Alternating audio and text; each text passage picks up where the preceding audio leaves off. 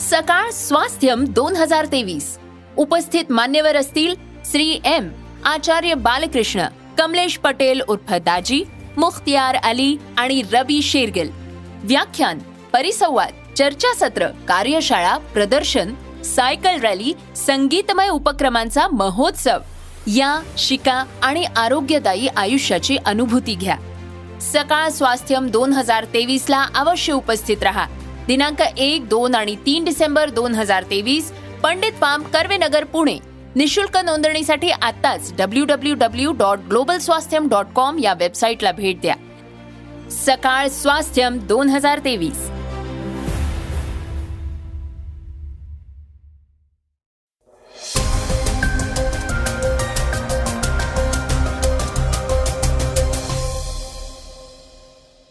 नमस्कार, मी गौरी कुबेर. आज 23 नोव्हेंबर, वार गुरुवार. आपण ऐकत आहात सकाळचं पॉडकास्ट. जगभरात आर्थिक मंदीचं संकट आहे. 2019 पासनं जग सतत संकटांचा सामना करत असल्याचं वक्तव्य भारतीय रिझर्व्ह बँकेचे गव्हर्नर शक्तिकांत दास यांनी केलंय.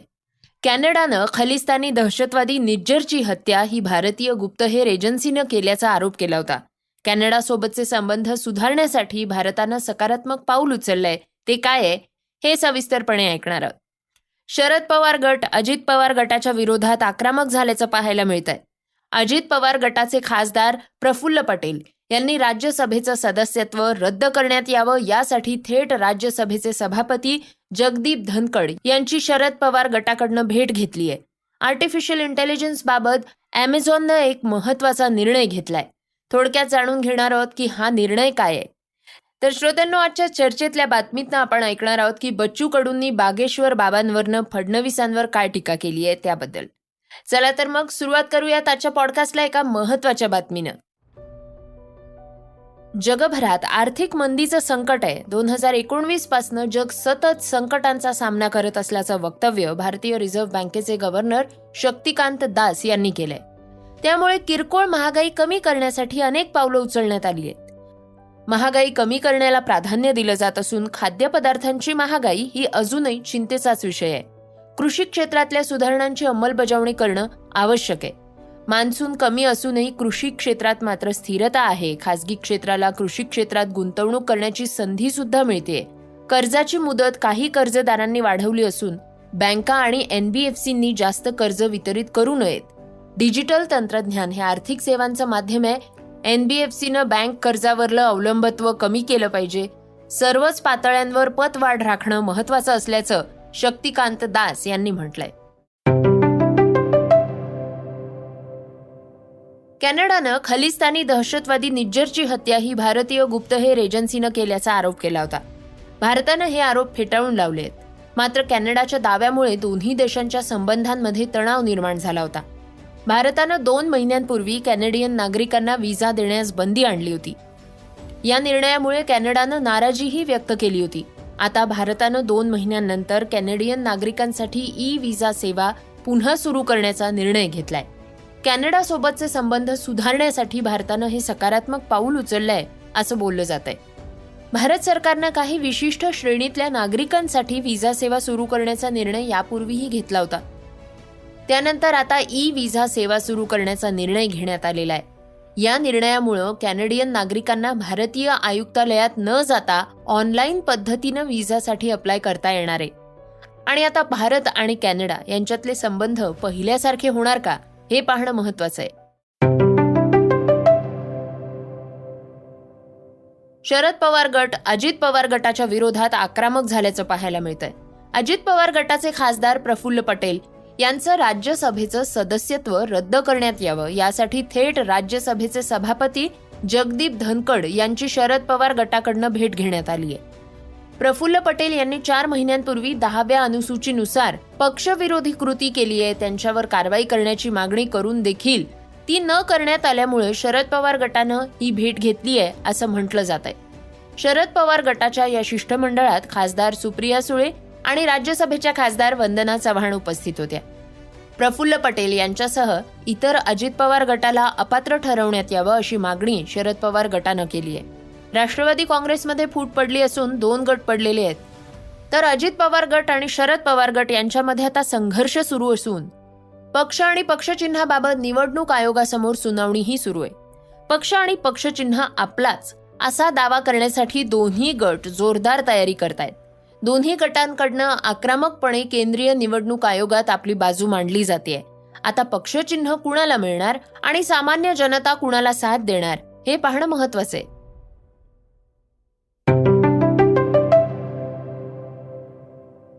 श्रोत्यांनो, ऐकूयात आजच्या वेगवान घडामोडी. सोशल मीडिया प्लॅटफॉर्म्सद्वारे वस्तूंची विक्री करणाऱ्या कंपनीज कर चोरी करत असल्याचं आढळून आलेलं आहे. 3 वर्षात सुमारे 10,000 कोटी रुपयांची कर चोरी आढळून आली असून आयकर विभागानं 45 कंपन्यांना नोटिसेस बजावलेल्या आहेत. आणखी अनेक कंपन्यांना नोटिसेस पाठवण्यात आलेल्या असल्याची माहिती अधिकाऱ्यांकडनं देण्यात येते. हे ब्रँड्स कर भरत नव्हते किंवा कमी कर भरत असल्याची माहितीही समोर आली आहे. महत्वाचं म्हणजे कोणत्याही मोठ्या ई कॉमर्स कंपनीचा यामध्ये समावेश नसून 45 पैकी 17 कंपन्या ह्या कपडे विकणाऱ्या आहेत. यातल्या 11 कंपनीज दागिने विकणाऱ्या आहेत, 17 कंपनीज कपडे विकणाऱ्या आहेत आणि 6 शूज आणि पिशव्या विकणाऱ्या कंपनीज आहेत. माणसाच्या आयुष्यात दिवसेंदिवस आर्टिफिशियल इंटेलिजन्सचं महत्त्व वाढतंय. यामुळेच अमेझॉन कंपनी आता जगभरातल्या 20 लाख लोकांना AI प्रशिक्षण देण्याच्या तयारीत आहे. यासाठी अमेझॉननं AI रेडी अभियानाची घोषणाही केली आहे. यामध्ये 8 मोफत AI आणि जनरेटिव्ह AI कोर्सेसचा समावेश असून लोकांना स्कॉलरशिप देखील देण्यात येणार असल्याचं कंपनीनं म्हटलंय. आपल्या आगळ्या वेगळ्या शैलीनं नेहमीच चर्चेत राहणाऱ्या प्रसिद्ध दिग्दर्शक राजकुमार हिरानी यांच्या डंकीविषयी चाहत्यांना कमालीची उत्सुकता आहे. या चित्रपटामध्ये किंग खान शाहरुख खानची प्रमुख भूमिका असून आता या चित्रपटातल्या नव्या गाण्यानं सर्वांची मनं जिंकली आहेत. लुटपुट गया असं या गाण्याचं नाव असून त्यात शाहरुख खान आणि तापसी पन्नू दिसतायत. सोशल मीडियावर आता हे गाणं चांगलंच व्हायरल होताना दिसतंय. श्रोत्यांनो, भारताचा बिलियर्ड्स खेळाडू पंकज अडवाणीनं ऐतिहासिक कामगिरी केली आहे. त्यानं कतारमधल्या दोहामध्ये झालेल्या IBSF वर्ल्ड बिलियर्ड्स चॅम्पियनशिपचं विजेतेपद पटकावलंय. पंकजनं विक्रमी 26व्यांदा IBSF वर्ल्ड बिलियर्ड्स चॅम्पियनशिपचं विजेतेपद मिळवलंय. अंतिम सामन्यात त्यानं देशबांधव सौरव कोठारीला पराभूत करत विजेतेपदावर आपलं नाव कोरलंय. श्रोत्यांनो, ऐकूयात आजची चर्चेतली बातमी.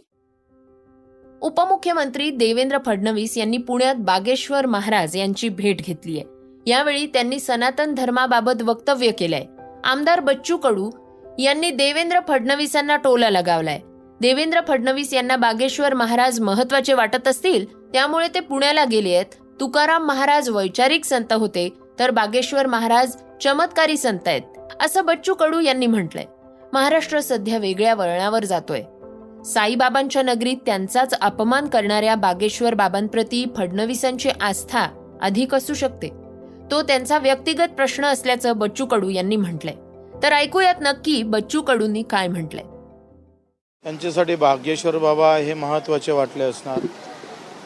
तुकारामाबद्दल त्यांनी आता दर्शन घ्यायचं काम केलं आहे, पण तो प्रश्न मिटलेला आहे. त्यांना माहीत नसेल बागेश्वर महाराजांना, कारण तुकारामाचा मार्ग पूर्ण वेगळा आहे आणि बागेश्वर महाराजांचा मार्ग पूर्ण वेगळा आहे.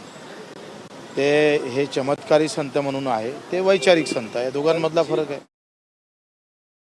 श्रोत्यांनो, हे होतं सकाळचं पॉडकास्ट. आजचं सकाळचं पॉडकास्ट तुम्हाला कसं वाटलं हे आम्हाला सांगायला विसरू नका. यूट्यूबवर सुद्धा तुम्ही हे सकाळचं पॉडकास्ट आता ऐकू शकता आणि त्या माध्यमातून तुमच्या प्रतिक्रिया, तुमच्या सूचना आमच्यापर्यंत पोहोचवू शकता. सगळ्यात महत्त्वाचं म्हणजे सकाळचं हे पॉडकास्ट तुमच्या मित्रांना आणि कुटुंबियांना नक्की शेअर करा. तर आपण आता उद्या पुन्हा भेटूयात. धन्यवाद. Script and research Neelam Pawar. वाचा, बघा आणि आता ऐका आणखी बातम्या isakal.com वर. तुम्ही हा पॉडकास्ट सकाळच्या वेबसाईट आणि ऍपवर सुद्धा ऐकू शकता. विसरू नका, या पॉडकास्टला आपल्या आवडीच्या पॉडकास्ट ऍपवर सबस्क्राईब किंवा फॉलो करायला.